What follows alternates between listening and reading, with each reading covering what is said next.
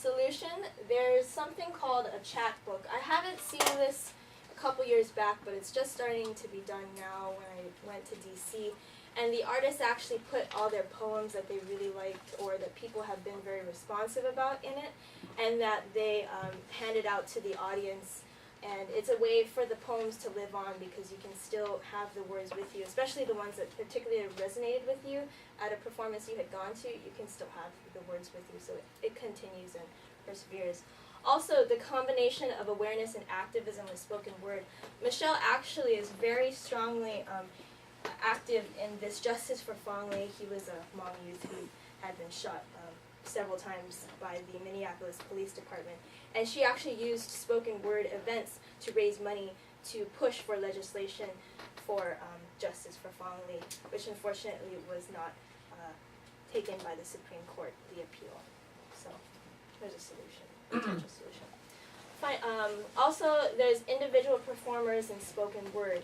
And no other additional component, if there's no one else to do this poem with you, you can't find an intersection, you can't find unity against this cross-cultural box. So the solution I offer is collaborated spoken word pieces. And I'll leave you with a video of an event I went to in DC that has Jenny, Alex, and another friend, Gowrie K, that do a collaborated piece. And you'll notice when they talk together in unison or in confluence, it's some of the characters they experience together as being discriminated against within their racial box as Asian American, but they also speak about their own individual experiences in a way that doesn't necessarily downplay each other's experiences, actually uplifts each other's experiences in their pieces. So I'll leave you with this.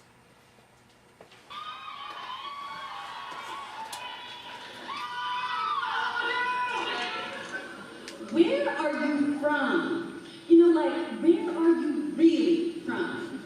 I think what she's trying to say is, like, you can't be here, right? From, you know, like, where are you from? Where am I from? Where am I from?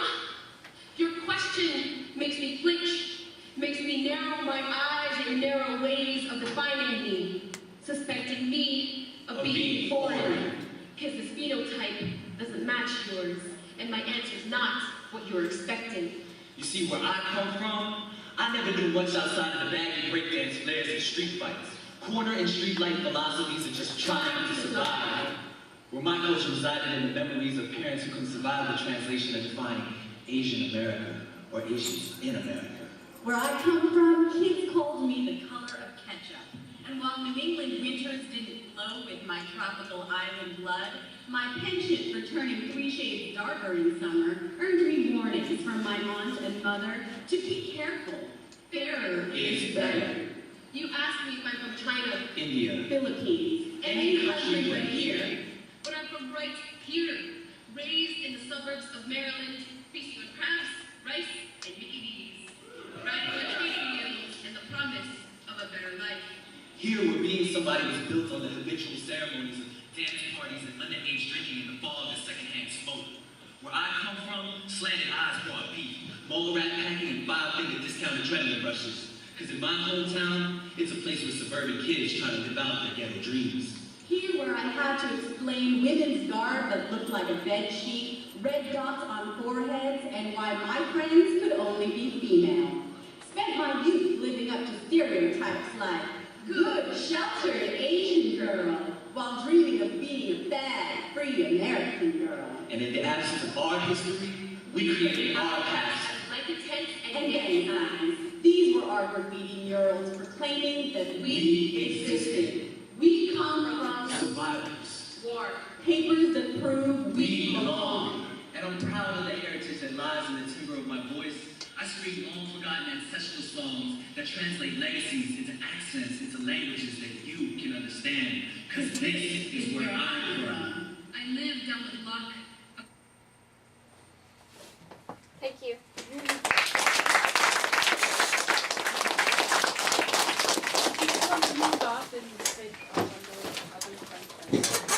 Thank you, Camille. I asked that we refrain from asking questions until the last speaker has a chance to talk, so please hold your questions to the end. Our next speaker is Marika Wilson. She is a Women's Studies and Art major, and she did her paper for Women's Studies 436 on course entitled Gender, Justice, and Law. Her paper is entitled Girlhood, Media, and Activism in the 21st Century. The paper examines social justice by and on behalf of adolescent females for self-determination and self-development in the face of mass media's sexualization of girls. Marika discusses the role of social networking through internet technologies like Facebook and the ways to an implicit whiteness shape these girl power social movements. Please help me welcome Marika.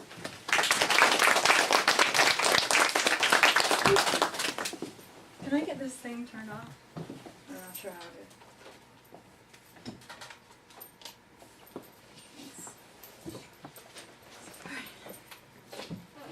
Girlhood, media, activism in the 21st century.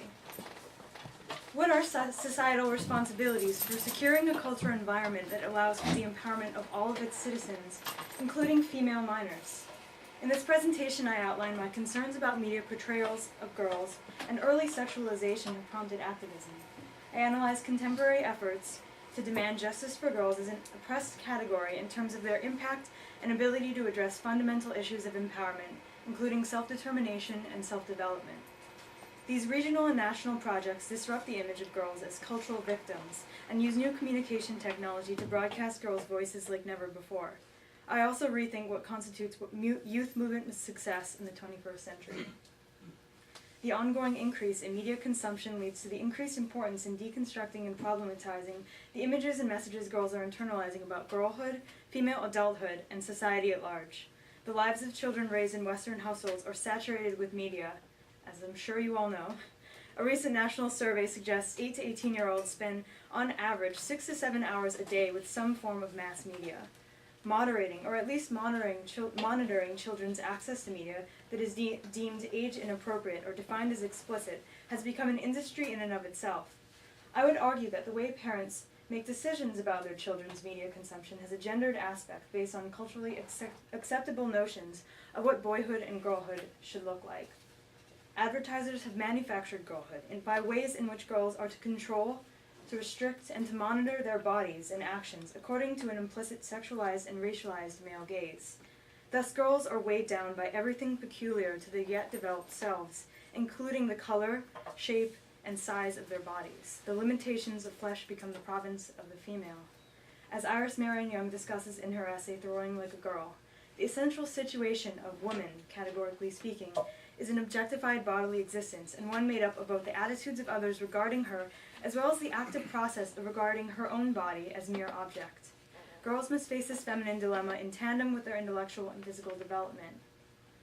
Much of the mainstream discourse against sexualized images of girls attempts to posit girls as innocent, uncritical victims in need of protection from the outside world. It is difficult, though necessary, to switch from an analysis of girls at the mercy of media to an analysis of the interdependence of girls' productive activities and the practices of their consumption. While girl power has become a capitalist catchphrase to sell rather than inspire girl culture, the term girl has also been appropriated with positive effect by young women and authors of the feminist riot girl movement of the late 80s and early 90s in defining its rebellious, discontent, and youthful spirit. Mary Celeste Kearney contrasts the commercially driven teen magazines of the time that provided a variety of consumer positions rather than subject positions with girl zines from the movement, and notes that girl zines explode the myth of a single form of female adolescent subjectivity by creating a story rather than the story of a girl's life. The ethos of the riot girl movement exists in youth empowerment activism today, although the medium and network of exchange has evolved to reflect the more complex cultural landscape of the virtual. The framework of social movements in the past suggests that activists must prioritize awareness and education as the first step towards correcting injustice. The privileged status of virtual social networking, as you all might know as Facebook, as a performative identity-building platform, makes it necessary for movements to connect their goals to technology-based agenda. The internet is a prime contemporary example of media acting as a super peer, and the nexus for all periphery media to be distributed, redistributed, and engaged with is only appropriate. I have found that despite the difficulties in navigating the vastness of the internet, a central Western feminist discourse surrounding the issue of girlhood in media exists as well as an important interpersonal presence within central networking websites. In other words, activism is connected and spread through online resources and database knowledge, user-generated content, as well as through highly accessible networks like Facebook and Twitter, which help individuals place activism within the context of their own sphere of identity. Research finds existing resistance comprised of three approaches: those implemented by schools, through families, and by the girls themselves. The first approach centers around media literacy, a term to describe the growing field in school and community settings that look at media and its messages critically. Nonprofit organizations have designed media literacy programs aimed at providing students, both high school and college level, with analytical tools to think critically about media messages and promote autonomy. A focus on diverse female voices is central to the roles of many organizations. Girls, Women in Media, About Face, and the Center for Media Literacy are some of the projects I looked at, whose philosophies involve a recognition of how media itself does not facilitate in wise decision-making, and avoid blaming or victimizing youth by suggesting that the responsibility for preparing them for global culture lies in the social spheres of families, communities, and schools. Rather than being a political platform, media literacy is thus a responsive mechanism to what has already been considered a community obligation. The second and third approaches to resistance, working through families and directly through girls and girls groups, are broader and less institutionalized approaches to implementing awareness and change. Social movements operating under the full or partial leadership of girls, rather than adult women, have the advantage of peer perspective in developing strategies of resistance that horizontally address the issues girls are facing. Hardy Girls, Healthy Women is an example of a grassroots coalition and training institute that has provided the opportunity for girls in grades 4 through 12 to take leadership positions in their community in a variety of social action projects. The concept of hardiness is linked to the way girls interact with their environments effectively, and the organization cultivates hardiness zones, stressing the importance of relational support and a holistic understanding of each girl's social context and lived experiences of racism, sexism, and classism. Hardiness zones provide girls with experiences in which they can exhibit and exercise power and control over their lives. This attitude allows us to think about how girls can access their full potential and by extension become equipped to resist as well as navigate large-scale cultural oppression cultivated within a small-scale environment conducive to growth and strength. In October of 2010, I attended a summit entitled SPARK, which is an acronym for Sexualization, Protest, Action, Resistance, Knowledge, hosted by the Hunter College in New York City. SPARK brought together activists, organizers, policymakers, researchers, and media makers themselves in an effort to define and launch a social movement supporting the well-being of girls. While the registered participants in the SPARK Summit had many activities, in their many activities and workshops were girls and young women from the ages of 14 to 22, including myself. Many of the organizers and speakers themselves fell into this age range, including a diverse panel of primarily teen activists whose work has earned them national and international recognition. With support and active participation from elite sources, including the president of Hunter College, the American Psychological Association, and prominent social scientists, the SPARK Summit enlisted a multi-level approach to challenging the dominant media discourse. The summit's workshops covered a variety of empowerment techniques, including national and local advocacy, creative media techniques to address sexualized imagery, public speaking skills and spoken word activism, participatory action research, and the production of alternative resistance-based media through film, radio, blogs, and zines.